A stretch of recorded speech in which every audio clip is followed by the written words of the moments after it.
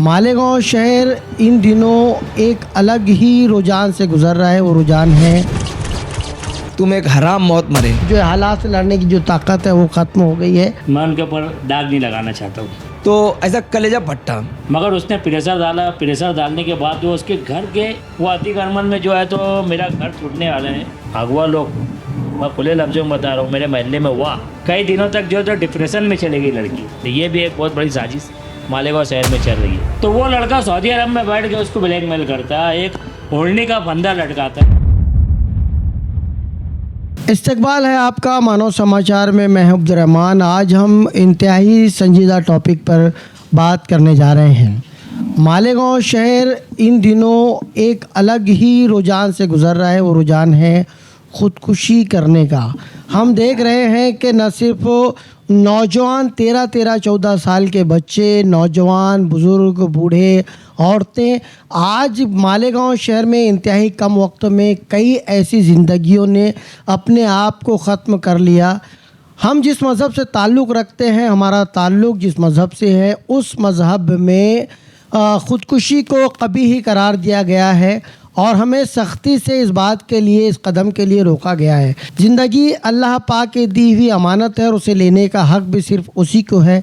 मगर हम देख रहे हैं कि मुख्तलिफ़ मसाइल से दो चार होकर, छोटी छोटी बातों को लेकर, छोटी छोटी परेशानियों को लेकर लोग अपने आप को ख़त्म कर रहे हैं।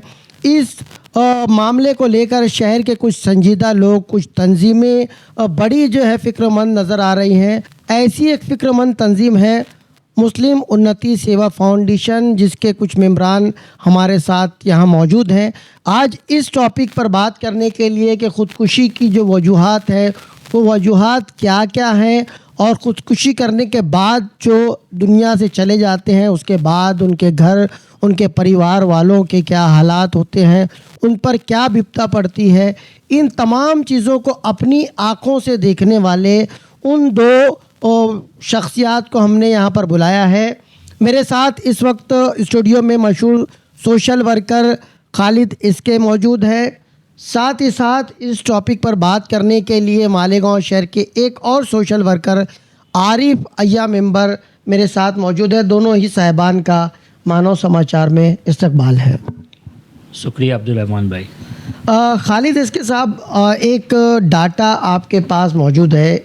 एक सोशल वर्कर होने के नाते अक्सर आपको इस तरह के जो वाक़यात हो, हादसात हो, आपको बुलाया जाता है, आरिफ भाई को बुलाया जाता है। एक अगर हम एदाद व शुमार की बात करें, हम अगर तादाद की बात करें तो ईद से लेकर अब तक जो है आज की तारीख़ तक मालेगांव शहर में ऐसे कितने वाक़यात जो हुए हैं, थोड़ा उस बारे में आपसे जानना चाहेंगे। मैं पहले मानव समाचार का शुक्रिया अदा करता हूँ कि उन्होंने हमारे को यहाँ बुलाया और मानव समाचार ने जो यह सिलसिला जारी किया है, लोगों को बुलाकर लोगों की राय ले रहे, वाकई में एक काबिल तारीफ़ कदम है। तो मैं मानव समाचार के डायरेक्टर अब्दुल रहमान साहब को फिर से शुक्रिया अदा करता हूँ कि एक बहुत अच्छा आपने ये मैसेज आवाम तक पहुँचाने का जो काम किया, वाकई में काबिल तारीफ़। अब्दुल रहमान भाई, जब भी कई खुदकुशी होती है, कोई फांसी लेता है, तो हमारे को वहाँ से कॉल आता है। कॉल आने के बाद फिर वहाँ पहुँचते हैं। मगर अभी हाल फ़िलहाल में भी आपने पूछे कि अभी तक ईद से लेके अभी तक कितने लोगों ने फांसी ले ली, तो कल की तारीख अगर आप पकड़ेंगे तो 640 लोगों ने फांसी ले चुके मालेगांव शहर के। ये एक बड़ा एक संगीन आंकड़ा है कि शहर के करीब करीब 640 जाने जो है वो इतने कम अरसे में, मैं समझता हूँ शायद कि 2 महीने के आसपास का अरसा होगा। 2 महीने के अरसे में इतने लोगों ने जो है वो अपने आप को जो है ख़त्म कर लिया। ये एक बहुत ही दर्दनाक बात है। जब आप इस तरह का मामला होता है, आप लोगों को बुलाया जाता है, तो एक इंसान होने के नाते आपको ख़ुद को कितनी तकलीफ़ पहुंचती है और उन ख़ुदकुशी करने वालों के जो घर वाले हैं, उनके अहले ख़ाना हैं, उनको कितनी तकलीफ़ होती है, क्योंकि आप गवाह हैं। इन सारी चीज़ों को आपने अपनी आँखों से देखा है। स्पॉट पे जब मैं और मेरे दोस्त आरिफ खान साहब, सलीम भाई, हम लोग जब पहुँचते पहुंचने के बाद जब देखते हैं कि चाहे वो बंदा हो या बंदी हो, लेडीज़ हो या जेंट्स हो, वो फांसी पे लटका हुआ रहता है, तो उसके घर वालों का सब में पहले रो रो के बहुत बुरा हाल होता है। और उसके बाद बाहर जो लोग रहते हैं अलग अलग तरीके की हंसी उड़ाते हैं, मजाक उड़ाते हैं, अलग अलग तरीके की बातें करते हैं कि यार इसने ये करूँगा, इसने वो करूँगा। अब वो जो भी मामला रहते हैं उसके रहते हैं, मगर पब्लिक में ये बहुत ज़्यादा चर्चा रहती है कि यार जो भी इसने करा बहुत ही गलत करा। कई लोग ऐसा भी बताते हैं कि फांसी लेने से पहले अगर ये कुछ हमें बता सकता है ना, आवाम की राय बता रहा हूँ, तो कुछ ना कुछ इसका मसले का हल निकालते हैं। तो वहाँ पर जाने के बाद एक बात ये समझ में आती है कि जब हम फांसी पे एक इंसान जब लटकता है, जब हम वो चीज़ देखते हैं तो हमारे को बहुत अफसोस होता है कि यार ये हमारे शहर के लोग क्या कर रहे हैं, क्यों कर रहे हैं। इसका कोई रीज़न नहीं है। मरने के बाद तो कोई मसले का हल निकलने वाला नहीं है। ये हम लोग सोचते हैं वहाँ जाने के बाद, जी ये मसले का हल जीते जी निकलेगा। ज़िंदगी के बाद जाने के बाद इसका हल कभी नहीं निकलेगा, क्योंकि फांसी पर लटकने के बाद तुम्हारे पास कोई चांस नहीं रहता है। फिर हमारे जैसे सोशल वर्कर पहुंचते हैं वहाँ पे, घर वालों को तसल्ली देते हैं, घर वालों को समझाते हैं। समझाने के बाद में फिर हम एम्बुलेंस के ज़रिए उनको सिविल अस्पताल की तरफ लेके जाते हैं। फिर वहाँ पे ले आने के बाद डेड बॉडी PM पंचनामा करके देते हैं।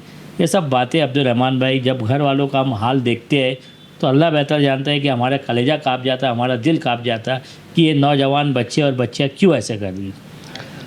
देखिए, जो माँ बाप, जाहिर सी बात है कि आपकी अपनी औलाद भी है, हम और आप कभी भी अपने बच्चों के जिस्म पर एक मामूली सी खराश जो है वो बर्दाश्त नहीं कर सकते। ऐसे में अगर आपका अपना बच्चा अगर इस तरह का कदम उठा ले तो क्या गुज़रती है उन माँ बाप पर, क्योंकि आपने जो है तमाम वो आंसू, तमाम वो दर्द, वो तमाम वो तकलीफ़, वो रोते बिलखते माँ बाप, भाई से बिछड़ते हुए भाई बहन, आपने सब कुछ देखा है। क्या होता है वो मंज़र, कितना दर्दनाक होता है, थोड़ा सा हम आपके लफ्ज़ों में, आपके आंखों से जो है आज लोगों को बताना चाहते हैं। वो टाइम का तो वक्त तो ऐसा रहता है अब्दुल रहमान भाई कि जान में जान नहीं रहती है, और उनके पीछे के जो लोग रहते हैं, जैसे माँ है, वालिद है, वालदा है, जो भी रिश्तेदार हैं, उनके हालात हमारे से नहीं देखे जाते। वो रो रो के इस कदर अपने आप को सदमे में डाल देते हैं जैसे अभी उनका जान चले जाएंगी, मगर अल्लाह ताला उनको सब्र देता है वो टाइम। मगर वहाँ का जब हम लोग मंज़र देखते हैं, मंज़र देखने के बाद उनके दिल पे क्या बीतती है वो हम आपको बता भी नहीं सकते कि उनके ऊपर क्या सदमा टूटता है कि वो खुद ये सोचते हैं कि यार हमारे बच्चों ने ऐसी हरकत कर लिए, हम भी ये कदम उठा ले, हम भी ये रास्ते पे चले जाए, ऐसे उनके माइंड में चलता है। मगर कुछ अल्लाह के ऐसे नेक बंदे रहते हैं जो सब्र करते हैं, और उसके बाद वो यही बोलते हैं कि यार जो जाने वाला था चले गया, मगर हमारे पीछे भी बहुत कुछ है। तो अल्लाह पाक सब्र देने वाला है और लोग सब्र कर लेते। मगर अब्दुल रहमान भाई, बहुत दुख के साथ इस बात को बयान कर रहा हूँ मैं कि वाकई में बहुत तकलीफ़ हो जाती है। मैं बताता हूँ कि अगर कोई इंसान का अगर एक्सीडेंट में जान जाती है, जान जाने के बाद उसको अस्पताल ले आया जाता है और बहुत से लोग बच जाते हैं, वो दौरान जो है तो जब उसका ऑपरेशन किया जाता है तो जैसे सुन करने की एक सुई लगाई जाती है, अगर वो सुई अगर नहीं लगाएंगे और उसका इलाज करेंगे, उसको तकलीफ़ कैसी होती है मैं बताता हूँ। उससे ज़्यादा तकलीफ़ उसके घर में जो एक शख्स फांसी लेता है उसको उससे ज़्यादा तकलीफ़ होती है। यह हकीकत है अब्दुल रहमान भाई। आरिफ भाई, आप भी इस फील्ड से जुड़े हो, आपके पास भी बहुत सारे लोगों के मुतालबात भी आते हैं, बहुत सारी बातें आपके सामने आती है। क्या क्या वजूहात ऐसी हैं, क्यों आज मालेगांव शहर के जो लोग हैं इस कदम की तरफ बढ़ रहे हैं, क्या कुछ वजूहात आपके सामने आती है? अब्दुल रहमान भाई, वजूहात तो बहुत है, ऐसी ऐसी वजह है कि यहाँ बयान करेंगे तो रात हो जाएंगी। क्योंकि आज रमज़ान के पास से अभी तक के जो 46 बॉडी हो गई, उसके अंदर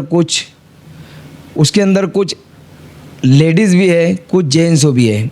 हम लोग मालेगांव सिविल हॉस्पिटल से आए दिन यानी कि तकलीफ़ बहुत होती, मजबूरी रहती कि आए दिन आवाम को हमको बताना पड़ता है कि भाई ये मरने के बाद ता क़यामत तक तुम एक हराम मौत मरे।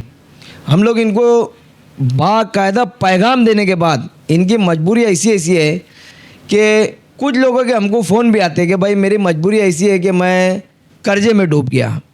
कुछ लोग की मजबूरी ऐसी है कि कुछ औलाद से परेशान है, और कुछ माँ बाप जो है वो औलाद से परेशान है, जो नशा, ऐसे मालेगांव शहर के अंदर जो है नशे की अमवात ज़्यादा बढ़ गई।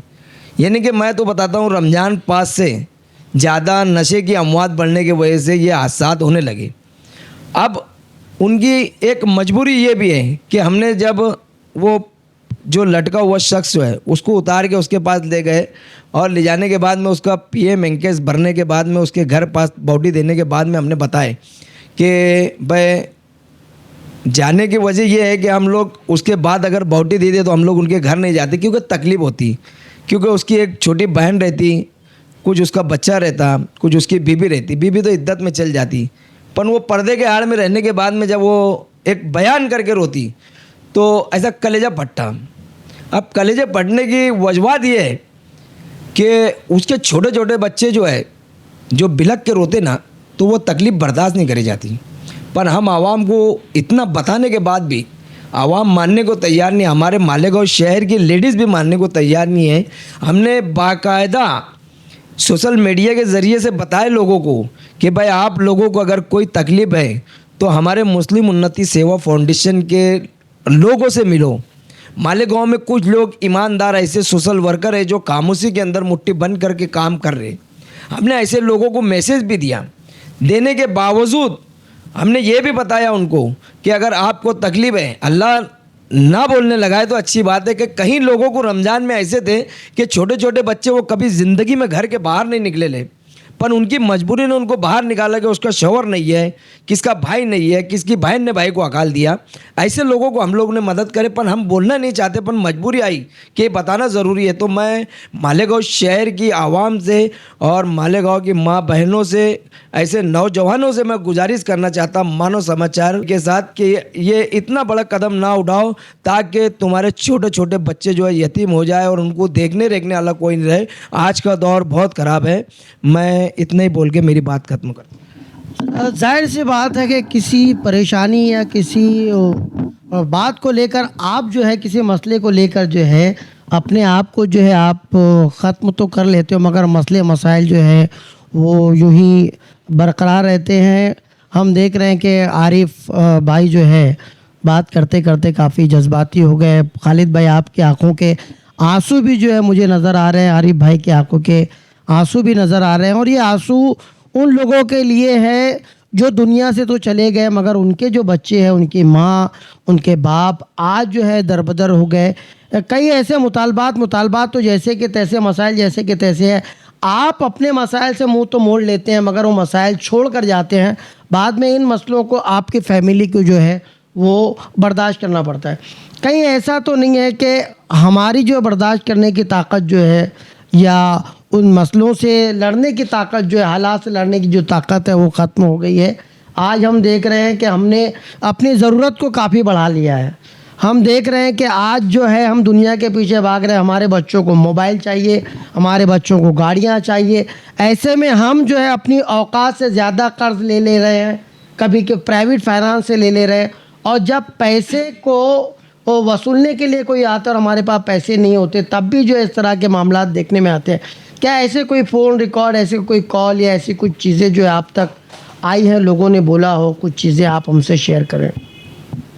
एक वजह मेरे पास में आई थी, बहुत अहम वजह थी, और आपने जो सवाल किया मैं उसका भी जवाब दूंगा।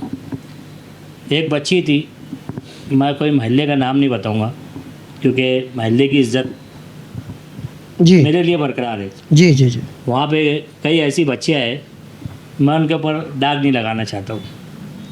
तो मुझको वहाँ से कॉल आया एक उसके मामों के लड़के का, और मुझको बोलने लगा कि यार खालिद भाई आप कहाँ पर हो। तो रमज़ान महीने का मेरे अंदाज से 27वां या 28वां रोज़ा था। मैं इसका जिक्र आरिफ भाई से भी किया, सलीम भाई हमारे रिक्शा वाले उनसे भी किया, मौलाना आबिद, सलीम भाई और सभी एंटी करप्शन साहब से भी किया। तो मैं बोला बताओ भाई क्या बात है। तो बोले यार आपसे मिलना है। तो मैं बोला यार भाई अभी तो नहीं मिल पाऊँगा मैं, मेरे को थोड़ा इमरजेंसी जाना है, तो मुझको आप फ़ोन करके बताओ क्या बात है। तो उसने बताया कि एक बच्ची है, उसका रिश्ता हो चुका है। रिश्ता ऐसा हुआ कि खाली बातचीत लगी, और बातचीत लगने के बाद वो लड़का बाहर कंट्री सऊदी अरब चले गया नौकरी के लिए। अब वहाँ से उसने क्या करा, वो लड़की से कांटेक्ट किया। कांटेक्ट करने के बाद उसके घर के मोबाइल पे कांटेक्ट किया। लड़की थोड़ा शर्माई, थोड़ा डरी, हिचकिचाई, नहीं मेरे वालिद साहब है, मैं तुम्हारे से बात नहीं करूँगी, ये सब बताया। तो उसने बताया कि भाई रिश्ता तेरा मेरा हो चुका है, ये सब आम हो गए। अक्सर देखने में आता है कि मंगनी हो जाती है, रस्म हो जाता है, तो लड़के और लड़की बात करना स्टार्ट कर देते हैं। तो वो लड़की थोड़ा घबराई, नहीं ये गलत है, समझे ही लड़के को। मगर उसने प्रेशर डाला, प्रेशर डालने के बाद वो उसके घर के मोबाइल पे फ़ोन करते रहा। अब एक टाइम ऐसा हुआ कि वो लड़की का फ़ोन उसकी माँ ने उठा ली। माँ ने फ़ोन उठा ली, सलाम दुआ करी, जवाई की इज़्ज़त करी, मगर उसने ये नहीं बोली कि मेरी बेटी से बात मत करो तुम। उसने यही बोली कि ठीक है मैं बाहर जा रही हूँ, तुम्हारे को क्या बात करने है कर लो। अब लड़की ने क्या करी, इधर से डिमांड की कि ये घर का मोबाइल है, मेरी अम्मा ले लेती, अब्बा ले लेते, तुम एक काम करो मेरे को मोबाइल दिला दो। तो उसने वहाँ से पैसा भिजाया उसको। वहाँ से पैसा भिजाने के बाद तकरीबन 25 से 30 हज़ार रुपये का मोबाइल ली लड़की ने। और मोबाइल लेने के बाद उनकी बातें हुई। बात होने के बाद में ऐसा हुआ कि एक दिन घर के लोग कई प्रोग्राम में, कई दावत में गए हुए थे, तो वो लड़का पूछने लगा उससे कि तेरे घर में कोई है क्या। तो वो बोले नहीं। तो बोले मैं तेरा जिस्म देखना चाहता हूँ। अच्छा। तेरा, वो लड़का बोला तेरा जिस्म देखना चाहता, मैं वीडियो कॉलिंग कर रहा हूँ तेरे को। तो वो लड़की पहले मना करी उसको, नहीं बोले गलत है, ऐसा वैसा ये वो। तो वो लड़का सऊदी अरब में बैठ के उसको ब्लैकमेल करता, एक ओढ़नी का फंदा लटकाता, रस्सी का फंदा लटकाता वहाँ पे, और लटकाने के बाद उसको बोलता कि देख तू अगर तेरे आपको अगर नहीं बताएंगी, तेरे कपड़े उतार के नहीं बताएंगी, मैं खुले लफ्ज़ में बोल रहा हूँ, तो मैं ये देख फांसी का फंदा तेरे को नज़र आ रहा है, मैं इस पर जाके लटक जाऊँगा। वो बेचारी लड़की है, अल्लाह पाक ने उसका दिल मोम बनाया है। वो घबरा गई कि मैं अगर इसको मेरा जिस्म नहीं बताऊँगी ये जाके लटक जाएंगे। अब उसने क्या करी, जिस्म बता दी, सारा मोबाइल इधर से उधर पूरा बनाना हो गई, वो पूरा ऊपर से लेके नीचे तक उसने अपने आप को बता दी। अब उसने उधर से क्या करा, पूरा वो उसके मोबाइल के अंदर वीडियो वगैरह बना ली। वीडियो बनाने के बाद में उसको जो है, तो फिर 2 दिन के बाद लड़का कॉल करता है कि तूने मेरे साथ जो भी हरकत की, मैंने तेरा पूरा वीडियो बनाया, समझे। तो मैंने तेरे को जो जो चीज़ दिया, मोबाइल के अलावा उसने सोने के एयरिंग बनाया था, बहुत सारी चीज़, तो पहले तू मेरे को वो दे। अब लड़की घबरा गई, कई दिनों तक जो तो डिप्रेशन में चली गई लड़की। डिप्रेशन में जाने के बाद में जो जो चीज़ उसने दिलाया, वो लड़की ने जैसे वैसे उसके घर में इस बात को बताई कि मेरे साथ ऐसा ऐसा हो गया। तो लड़की की माँ बाप को इज़्ज़त प्यारी थी, हमारी बेटी की इज़्ज़त उछाले ना जाए, तो जो जो चीज़ उसने दिलाया उसकी पूरी रकम दे दी है उसको। और देने के बाद बोले कि ये सब चीज़ हमने आपको दे दी, अब मेरी बेटी का पीछा छोड़ दो, हमारे को ये लड़की आपको देना नहीं है। उसके बाद भी उसने जो है तो उनको ब्लैकमेल किया, मेरे अकाउंट में 1 लाख डालो, 1.5 लाख डालो, 2 लाख डालो। वो लड़की इतनी बेजार हो गई थी कि वो लड़की वही करने जा रही थी जो मालेगांव शहर में कई लड़कियों ने कर चुके, कई लड़कों ने कर चुके, वो फांसी लेने के लिए जा रही थी। मगर अल्लाह का एक नेक बंदा था उस वार्ड में, मेरे पास आया, आरिफ खान साहब के पास आया। फिर हम लोग गए 29वें रोजे को, उससे बातचीत किए, समझाए उसको। समझाने के बाद उसको बोले कि बेटा देख तेरी ज़िंदगी बहुत पड़ी है, वो एक नालायक कमीली हरकत कर रहा है, मगर तू अपनी ज़िंदगी से हाथ मत धो। तेरे पीछे माँ है, बाप है, तेरे पीछे भाई है, तेरी बहना है, तेरे जाने के बाद उनको दाग लग जाएगा, धब्बा लग जाएगा कि इसकी बहन ने फांसी ली, इसके पीछे जो लोग हैं ये भी ऐसे होंगे, ये लड़के भी फांसी ले लेंगे, लोग अलग अलग तरह की बातें करेंगे। तो हमने उसको समझाए, तो वो लड़की की बात समझ में आई। फिर आरिफ खान साहब ने, हमने उस लड़के को कॉल किए, और हमारे पौराणी पीआई साहब से भी हमने इस ताल्लुक़ से बात किए थे। तो साहब ने बोले थे यार वो लोग को मेरे पास लेकर आओ, मगर वो लोग डर के मारे नहीं आए। मगर अल्हम्दुलिल्लाह आरिफ भाई ने उस लड़के से बहुत अच्छे तरीके से बात किए, और वो तारीख से जो है उसने कॉल करना बंद कर दिया। ये सब वजूहत जो है तो हाल फ़िलहाल कुछ महीना पहले या कुछ दिन पहले जो है तो मालेगांव शहर में चली। ऐसे बहुत सारे हालात है। एक बंदा जो है तो बाहर पूना गए, यहाँ से उसने जो है तो एक लड़की के साथ शादी करा, कोर्ट मैरिज किया। कोर्ट मैरिज करने के बाद में वो लोग गए वहाँ रहे, मगर वो ऐसा था कि वो लड़की और लड़के का एक तरफा प्यार था। घर वालों को लड़का पसंद नहीं था, मगर वो लड़की को खुशहाल रख रहा। कुछ दिन पहले हमारे को फ़ोन आया कि बोले यार वो लड़की को लेकर आ गए यहाँ पर और उसको भिजाती नहीं, मैं मेरी जान का कुछ भी कर डालूँगा।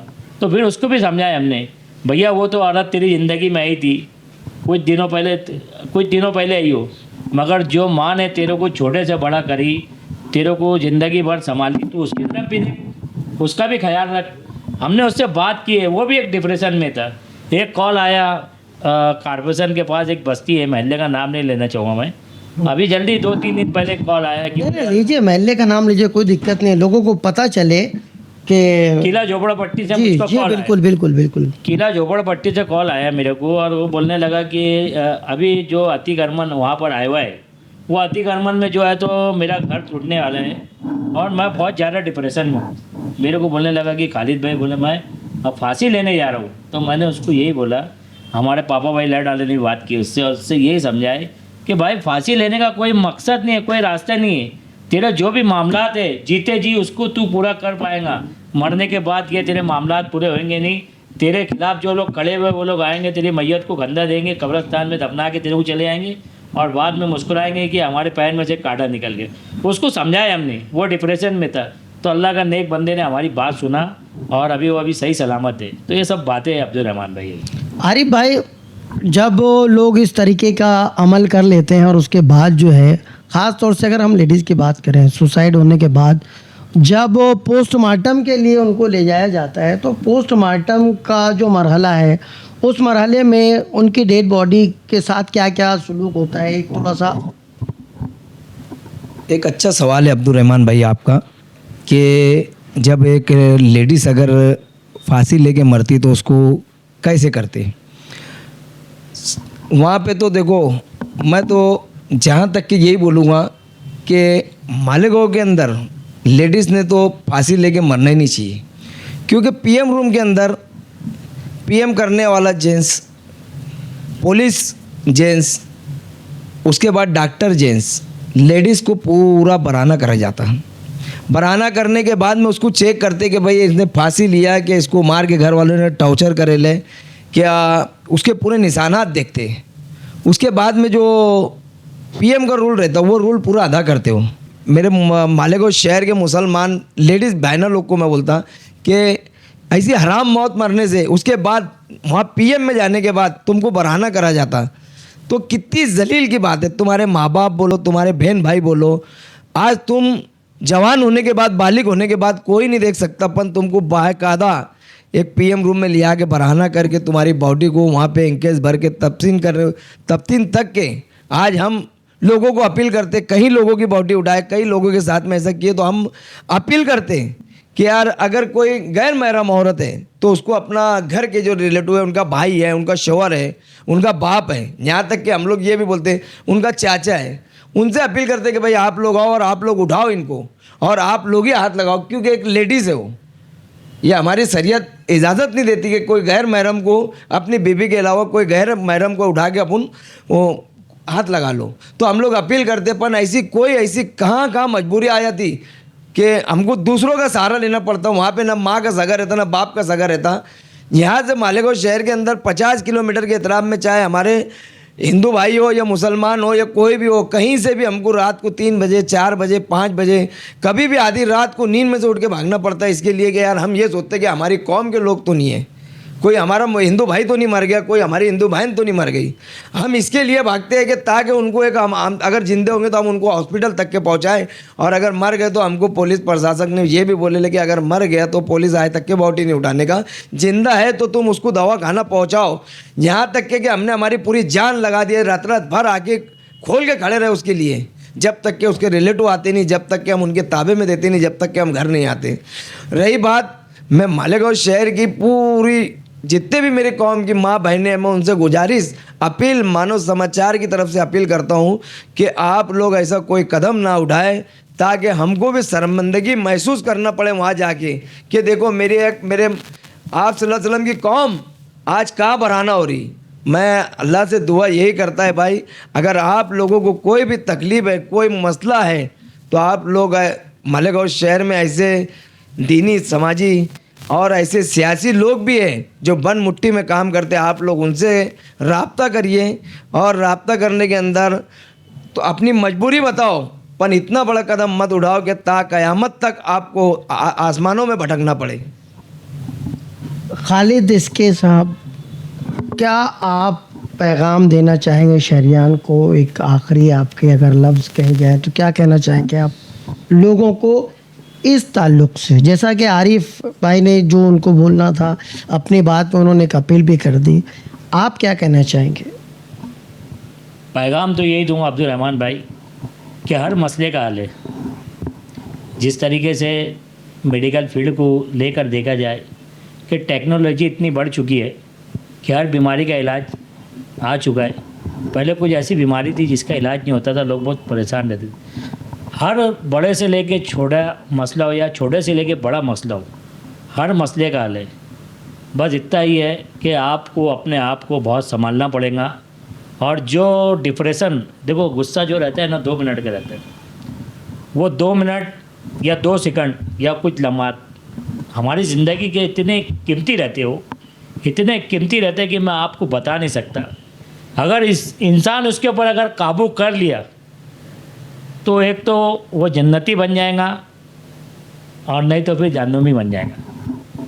तो मेरे बोलने का मकसद यही है कि अपने आप को संभालो।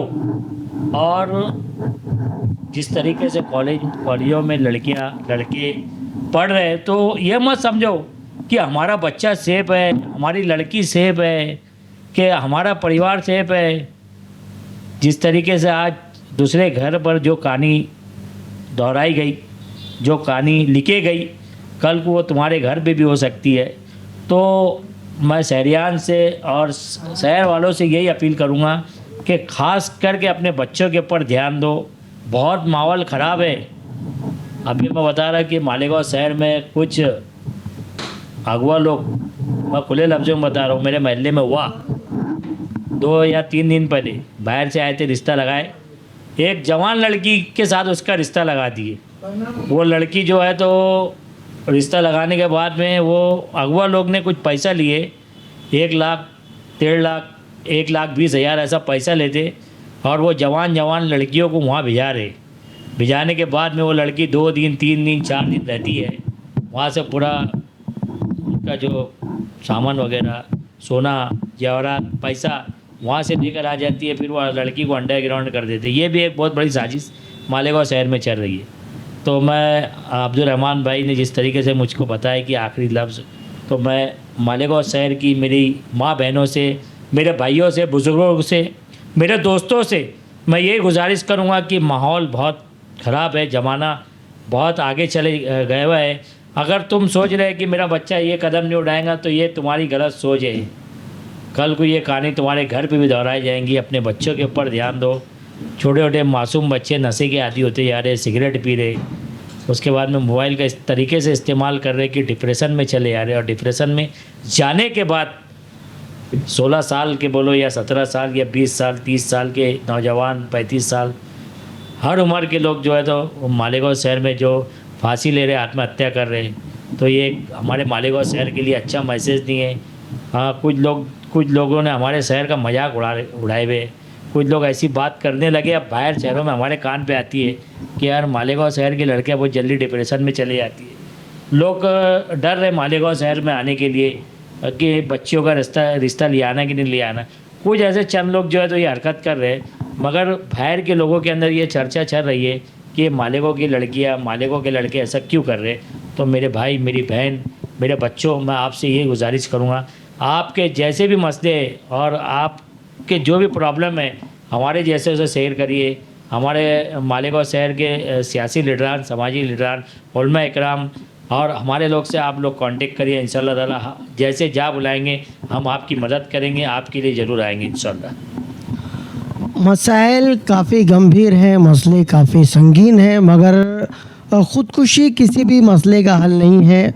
कोई भी मसला आपकी ज़िंदगी से बड़ा नहीं है। कोई भी ख़ुदकुशी जैसा जो अमल है वो आपकी ज़िंदगी का नेमुल बदल नहीं है। वो मसले आपके जाने के बाद भी जो है बरकरार रहते हैं। कई मामलात में हमने देखा है कि मोबाइल फ़ोन जो है बड़ा फ़साद का ज़रिया आजकल बन रहा है। मोबाइल फ़ोन पर कई ऐसे एप्लीकेशन हैं जो एप्लीकेशन हमारे नौजवान डाउनलोड करते हैं। उसके बाद चैटिंग के नाम पर कुछ औरतें जो उनको वर्गलाती हैं, कुछ उनसे ऐसी हरकतें करवाती हैं कि वो हरकत करने के बाद उनकी उन हरकतों को मोबाइल पर रिकॉर्ड कर लिया जाता है। बाद में उन बच्चों को सामने से फ़ोन आता है, कभी कोई पुलिस इंस्पेक्टर बनकर फ़ोन करता है, कभी कोई और उन पूरे वीडियोस को सोशल मीडिया पर वायरल करने की धमकी देता है, उनसे पैसे मांगता है। बाज़ औक़ात ये चीज़ें भी जो है किसी की जान लेने के लिए काफ़ी होती हैं। ऐसे भी बहुत सारे स्कैम मालेगांव शहर में चल रहे हैं। इन लोगों ने भी काफ़ी सारी चीज़ों को बताया। इनकी कई बार आंखें भीगी, कई बार आंखों में आंसू आए।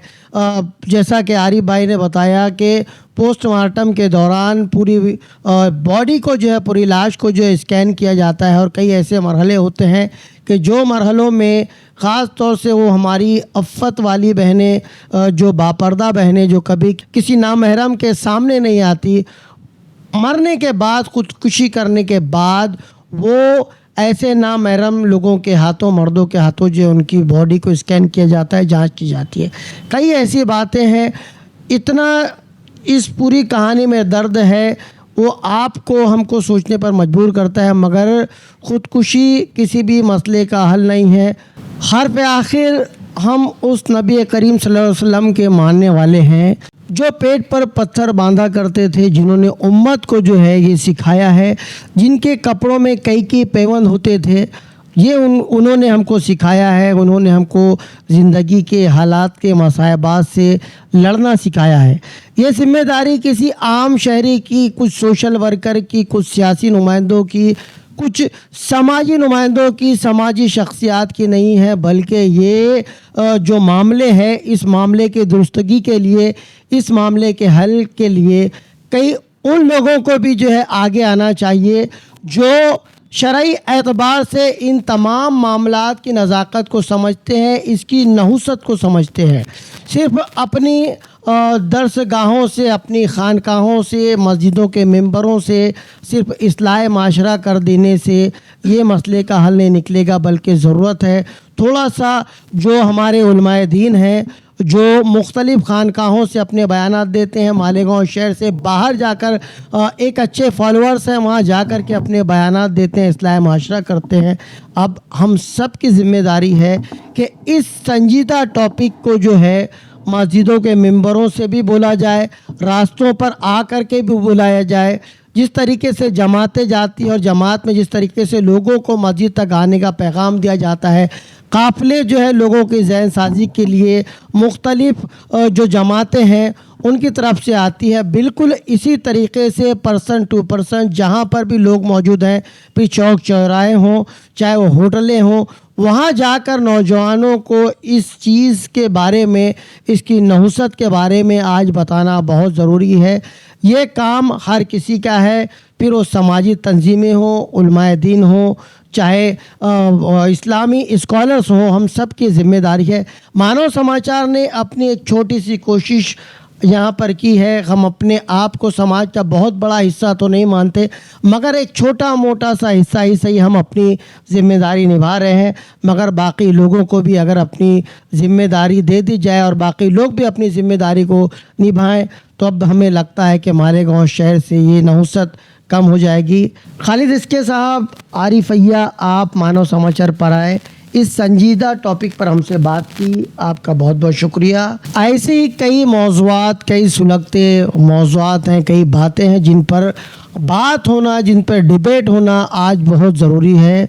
आने वाले दिनों में ऐसे तमाम सुलगते मौज़ूआत पर हम अलग अलग फील्ड से जुड़े हुए लोगों को बुलाएंगे, एक्सपर्ट्स को बुलाएंगे और स्कॉलर्स को बुलाएंगे जो आप लोगों की जहन साजी करे। बहुत सारे उलमाए दीन को हम यहाँ पर मदऊ करेंगे ताकि समाज में होने वाला ये बिगाड़ और समाज को होने वाले नुकसान, ख़ास तौर से शहर को होने वाले नुकसानात से बचाया जा सके।